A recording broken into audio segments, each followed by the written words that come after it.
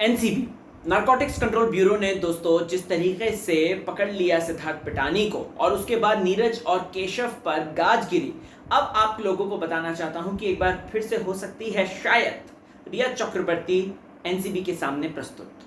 मैं राहुल भोज स्वागत करता हूं आपका फीफा फूज में। चैनल को सब्सक्राइब नहीं किया है तो कर लीजिए, बेल आइकन को जरूर प्रेस करें।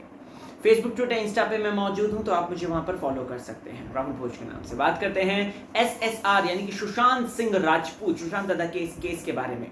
1 साल होने को आया है और 1 साल में ग्रोथ क्या हुई है हमें तो समझ में ही नहीं आ रहा।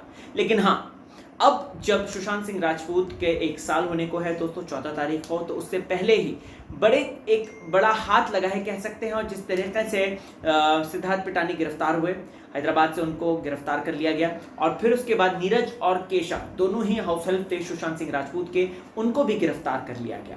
उनसे कल के दिन घंटों पूछताछ चली है। अकॉर्डिंग टू सम सोर्सेस ये बातें सामने आई हैं कि लगभग दिन के 12 बजे से लेकर शाम के 3-4 बजे तक उनसे ढेर सारी बातचीत हुई है, ढेर सारी चीजें पूछी गई हैं, जिससे कि बहुत सारी चीजें सामने आ सकती है। एनसीबी के हाथों में जरूर कुछ ना कुछ ऐसा लगा होगा जिसकी वजह से ये पुरानी बातें, पुरानी चीजें फिर से खुल रही हैं।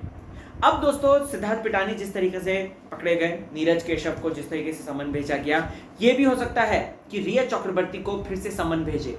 रिया जो कोशिश कर रही थी कि इस पूरे झंझट से बाहर निकलें और सोशल मीडिया पे पोस्ट वो कर रही थी, लेकिन अब यह हो सकता है कि शायद रिया चक्रवर्ती भी बाहर आए और एनसीबी के समक्ष प्रस्तुत हो, क्योंकि ये ड्रग का मामला है। और जितने भी ड्रग पैडलर्स पकड़े गए हैं दोस्तों, आपको बताना चाहता हूं कि उन्होंने कहीं ना कहीं रिया चक्रवर्ती और शौविक दोनों का ही इन्वॉल्वमेंट इसमें बताया था।